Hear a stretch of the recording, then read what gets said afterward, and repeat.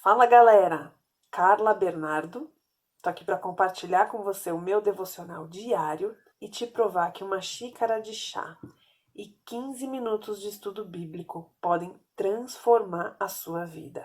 Livro de João, capítulo 12, versículos de 37 a 50, a incredulidade dos judeus. Esse texto nos traz uma reflexão muito forte, pesado esse texto, então se segura aí na cadeira e vamos lá. Versículo 37. Mesmo depois que Jesus fez todos aqueles sinais milagrosos, não creram nele. Eu sempre sugiro para vocês lerem os livros da Bíblia inteiros, né? Na ordem, do capítulo 1 ao capítulo final.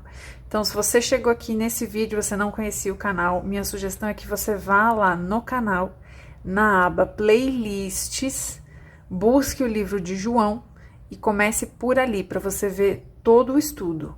Isso é muito importante para que a gente entenda o contexto, aquilo que está sendo dito.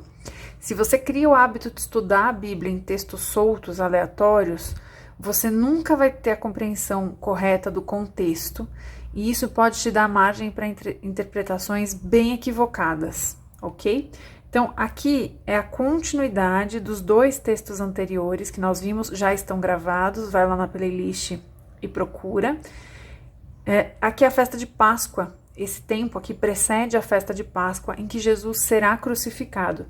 Ele já está em Jerusalém, Jerusalém já está lotada de pessoas, de peregrinos que vieram para a festa de Páscoa, e aqui ele está tendo uma conversa, ele está ensinando os judeus.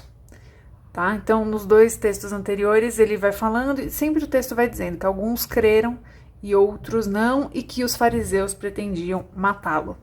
Então, é isso que está dizendo aqui. Depois que fez todos aqueles sinais, quais? Todos os milagres que Jesus operou nos seus 3 anos de ministério. Jesus era conhecido, né? O que ele fez era público e notório, então todo mundo sabia. Então, mesmo depois, não creram nele. Ele está falando dos que não acreditaram. Os corações endurecidos. Vamos continuar. Isso aconteceu para se cumprir a palavra do profeta Isaías. Olha que interessante. O texto está dizendo para a gente que até a incredulidade das pessoas, elas têm um propósito e é Deus que manda nisso. A Bíblia diz que é Deus que dá a nossa fé, né? É Ele quem aumenta a nossa fé. Então, até a fé é Deus que dá. Ela não vem pelo nosso esforço. E aqui, no caso, foi Deus que fez com que eles não crescem. Olha o que diz o texto que ele está citando, né? O texto de Isaías. Senhor, quem creu em nossa mensagem e a quem foi revelado o braço do Senhor? Ó, notinha de rodapé, letra A. Sempre falo para vocês, leiam as notas de rodapé. Tá bem aqui, ó. Esse texto tá bem no finalzinho, aqui no rodapé. Letra A, Isaías 12, aliás, Isaías 53, versículo 1, tá? Então, tá entre aspas, tá vendo? Ele tá citando um texto do Antigo Testamento. Sempre que tem uma citação, vai ter uma notinha de rodapé e aqui ele vai te mostrar onde está o texto. Eu sugiro que quando você for estudar, você vá lá e leia o texto que ele está citando, leia o capítulo inteiro também para você ter uma compreensão melhor. Não tem como estudar a Bíblia tendo preguiça de ler, tá, gente? Guarda isso no seu coração, leva isso para a sua vida. É impossível você ter compreensão dos textos bíblicos querendo videozinho de 1 minuto de Instagram. Aqui você tem que se debruçar, você tem que ler, você tem que buscar, vai no Antigo Testamento, volta no Novo Testamento. Tem muita gente que fala, ai, nossa, como você sabe, como você entende? Eu não entendo muito, não sou teóloga. Às vezes eu falo coisas aqui que depois eu vou ver, até inclusive que eu me equivoquei. Mas o pouco da compreensão que eu tenho da palavra de Deus vem de não ter preguiça. O que eu consegui aprender e absorver, você também pode. Mas tem que sentar na cadeira e estudar. Tá? Essa geração TikTok aí, de querer vídeos de 30 segundos, 40 segundos e querer aprender a Bíblia desse jeito, não vai rolar, ok? Então, sempre que tiver uma citação, sugiro que você vá lá e leia o texto todo. Eu não vou fazer isso aqui para o vídeo não ficar muito comprido, tá? Continuando, versículo 39. Por esta razão eles não podiam crer, porque como disse Isaías no outro lugar, ele vai citar outro texto de Isaías. Então aqui João vai confirmando as profecias de Isaías. Ele vai falando, tá vendo como Jesus é o Messias? Porque ele cumpre aquilo que foi profetizado anteriormente.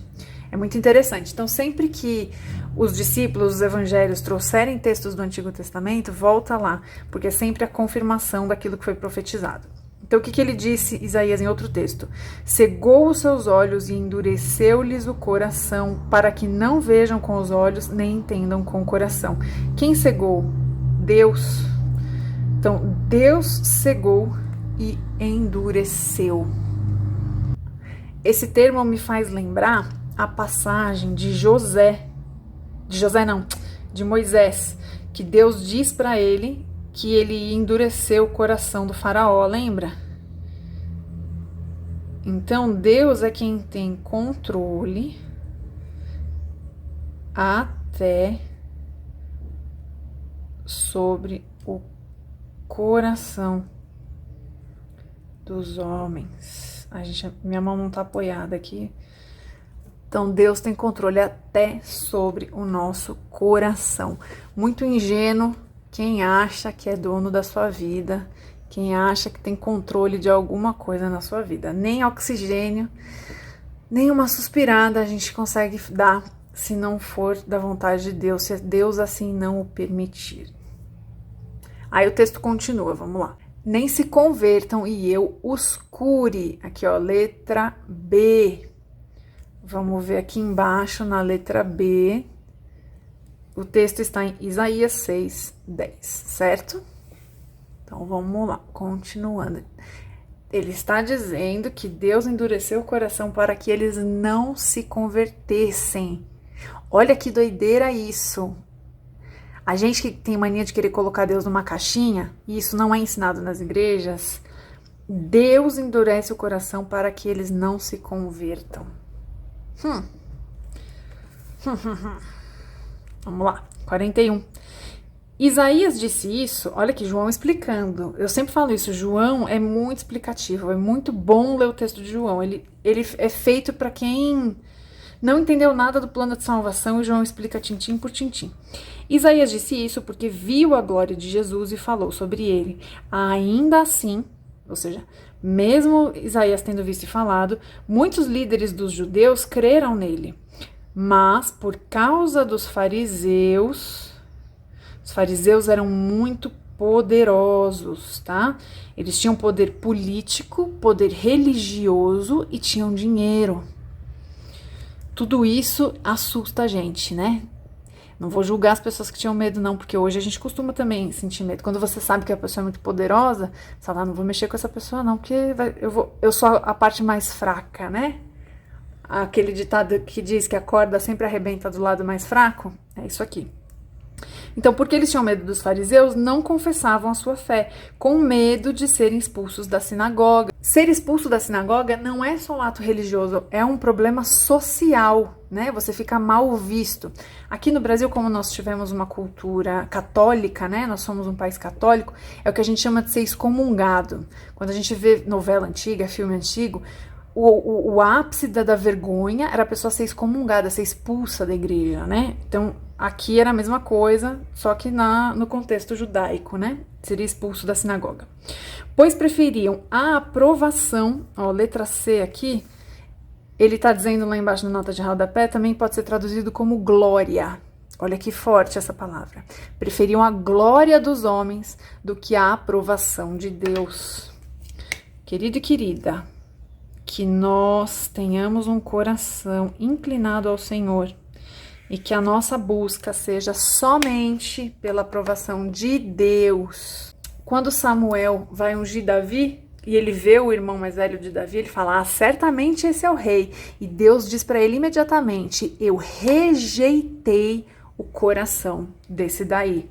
Que nós não sejamos rejeitados pelo Senhor. Que Deus nos livre, que Ele tenha graça e misericórdia para que a gente não caia nisso aqui. Que a gente tenha os olhos na aprovação do Senhor e não de homens. seja na sua escola, no seu trabalho, na sua família. E saiba, eu sei que esse medo aqui, ele é natural, todos nós sentimos, tá? Não estou julgando quem tem, mas o Espírito Santo nos dá força para sermos firmes naquilo que o Senhor nos ensinou, para termos personalidade e não ceder. 44.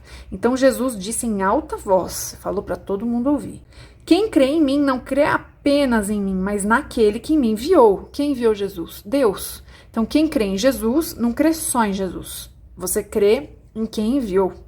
Então quando você crê em Jesus, automaticamente você também crê em Deus. Quem me vê, vê aquele que me enviou. Eu estou aqui em nome do Pai. Se você me vê, você vê a Deus. Eu vim ao mundo como luz. De novo, ele usa bastante aqui em João, nessa sequência, essa analogia. Para que todo aquele que crê em mim não permaneça nas trevas. Eu sou luz. Crê em mim, você sai do inferno. Você vai ter sua alma salva. 47.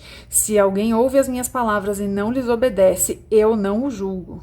Aí todo mundo fala aqui, ó, nem Jesus julga. Mas peraí, continua o texto, não lê só um pedaço. É o que eu falo, leia tudo, entenda o contexto.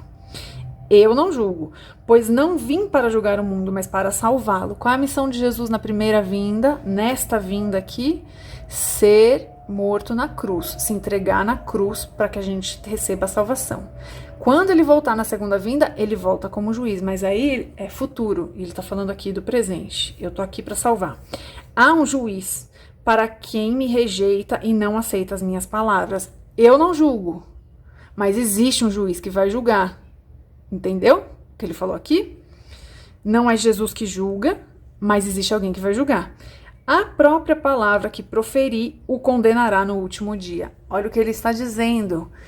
O que eu estou ensinando aqui é justamente o que vai te julgar no último dia. Se você creu e praticou, se você creu e não praticou, porque não adianta nada, e se você não creu e não praticou.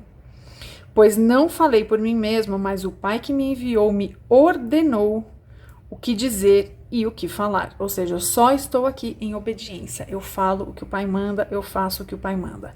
Sei que o seu mandamento é a vida eterna. Portanto, o que eu digo é exatamente o que o Pai me mandou dizer. Então ele está falando para eles, ó, vocês que creem, têm medo de se mostrar, eu estou aqui em nome de Deus. Então, se você crê em mim, você crê em Deus. Revele-se. Não fique escondido. Para que você não seja condenado no último dia. Manifeste a sua fé. Fica aqui o desafio para mim e para você.